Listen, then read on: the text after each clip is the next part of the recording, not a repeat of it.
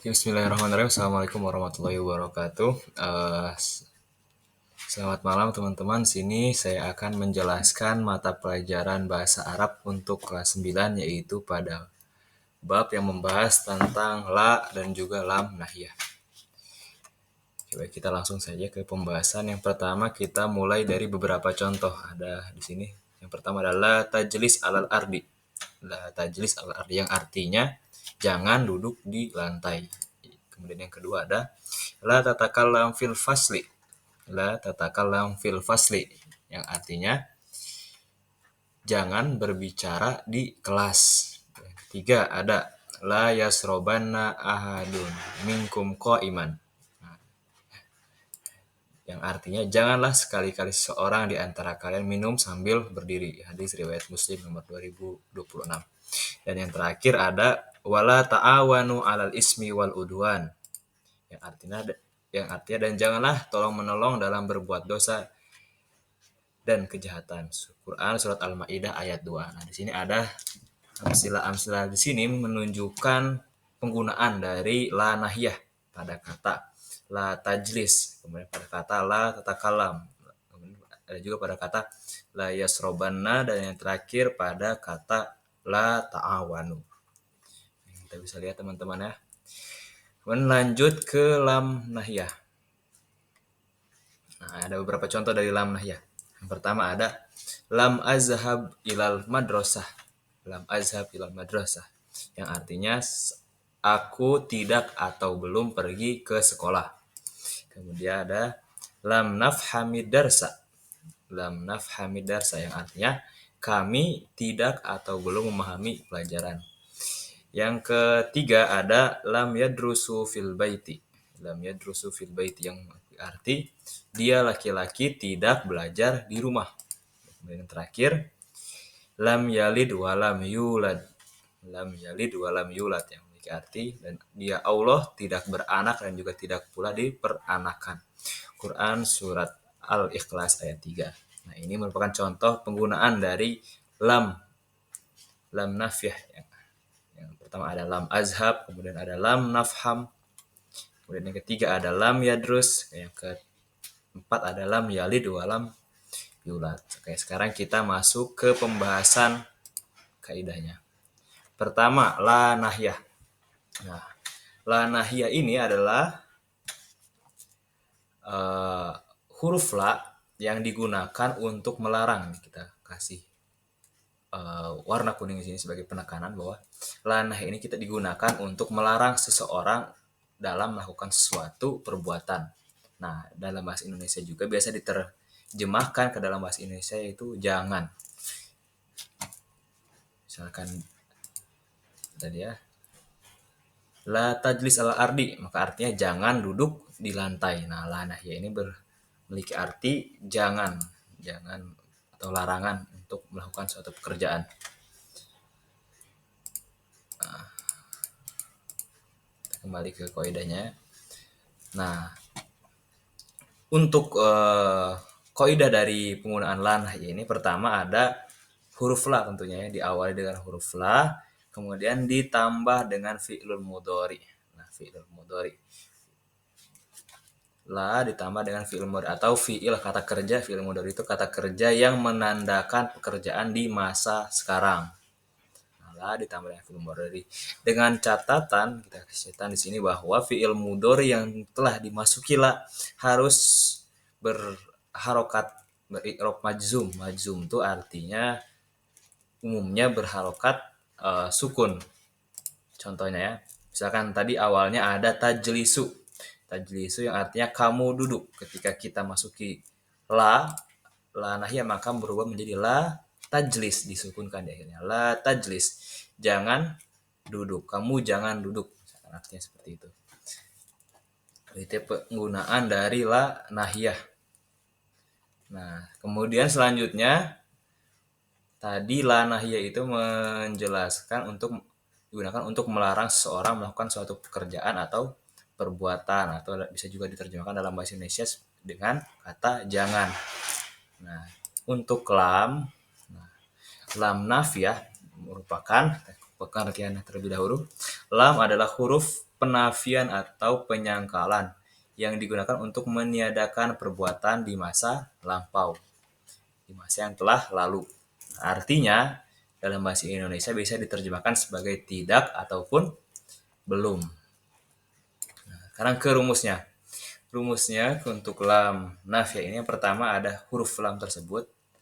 Lam kemudian diikuti oleh fi'il mudhari. Ya, sama seperti tadi di la, fi'il mudhari merupakan kata kerja yang menandakan pekerjaan di masa sekarang atau yang akan datang.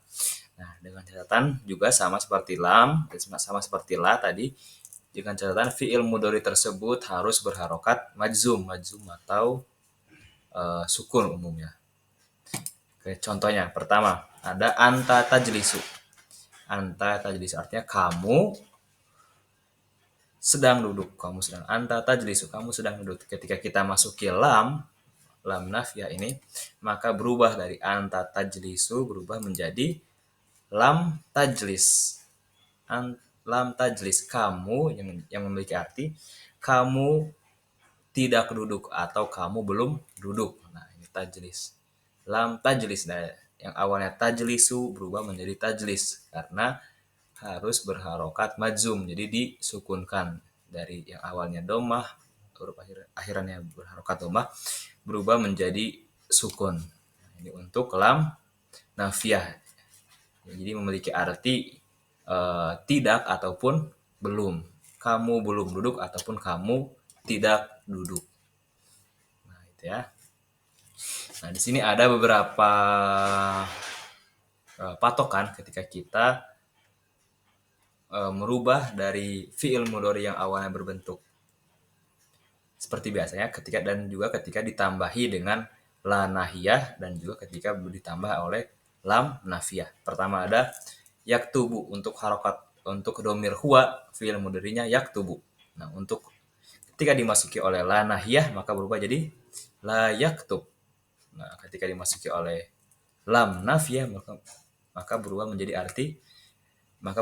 lam yaktub. Fi'il mudhari biasanya yaktubu artinya sedang menulis, dia sedang menulis. Ketika masuk ke la nahiyah menjadi la yaktub, janganlah dia menulis. Dan ketika dimasuki oleh lam nahiyah maka berubah arti menjadi lam yaktub, artinya dia tidak menulis atau dia belum menulis. Nah, untuk selanjutnya huma, ketika berdomir huma atau mereka berdua laki-laki. Yang awalnya yaktubani, mereka berdua sedang menulis, berubah menjadi la yaktuba, mereka berdua jangan menulis. Ketika dimasuki lam nafiyah maka berubah menjadi lam yaktuba, mereka berdua tidak menulis atau belum menulis. Juga ketika pada domir hum, fi'il mudhari'nya yaitu yaktubuna. Nah, ketika diikuti oleh la nahiyah berubah menjadi la yaktubu. Ketika diikuti oleh lam nafiyah maka menjadi lam yaktubu. Nah, ketika domir hiya fi'il mudhari'nya taktubu biasa. Ketika dimasuki oleh la nahiyah maka berubah menjadi la taktub. Ketika dimasuki oleh la nafiyah berubah menjadi lam taktub. Ketika domirnya huma fi'il mudhari'nya yaitu taktubani. Ketika dimasuki oleh la nahiyah maka berubah menjadi la taktuba. Dimasuki lam nafiyah menjadi lam taktuba. Begitupun seterusnya sampai pada domir ana. Nah, ini ada perbedaan di domir ana. Pada domir ana yang fi'il mudhari'nya aktubu dan domir nahnu yang fi'il mudhari'nya naktubu tidak bisa diikuti oleh la nahiyah di sini. Kita kasih strip karena mengapa kedua domir ini tidak bisa diikuti oleh la nahiyah? Karena la nahiyah ini berbentuk larangan tentunya untuk orang selain diri kita. Makanya kita tidak bisa melarang diri kita. La aktubu. Janganlah saya menuliskan, tidak bisa. Makanya tidak terdapat patokan untuk la nahiyah yang diikuti oleh fi'il mudhari yang berdomir ana dan juga untuk berdomir nahnu. Oke, di sini kita dapat tugas atau untuk menguji pemahaman kita. Yang pertama ada jangan bermain di kelas. Nah, jangan bermain di kelas. Yang kedua ada dia laki-laki tidak pergi ke sekolah kemarin. Nah, ini berarti dia menggunakan la atau lam nafiyah. Yang ketiga ada jangan tertawa di kelas. Yang keempat ada kami belum atau tidak menulis tugas. Yang kelima, jangan makan di perpustakaan untuk perempuan. Yang keenam, dia laki-laki belum atau tidak membaca cerita itu. Yang selanjutnya ada jangan berdiri di sini. Yang selanjutnya ada aku tidak menemukan bukuku. Yang selanjutnya ada jangan lupa buku-buku kalian. Dan yang terakhir, mereka tidak atau belum bermain di lapangan. Oke, kalian bisa coba menerjemahkan kalimat-kalimat ini ke dalam bahasa Arab dengan menggunakan tadi antara la nafiyah untuk yang menandakan larangan dan lam la nahiyah untuk yang menandakan larangan dan lam nafiyah untuk yang menandakan sebuah penafian atau penyangkalan. Mungkin sekian pembahasan kita kali ini mengenai la nahiyah dan juga lam nafiyah. Kalian dapat mengerti. Akhirul kalam. Wassalamualaikum warahmatullahi wabarakatuh.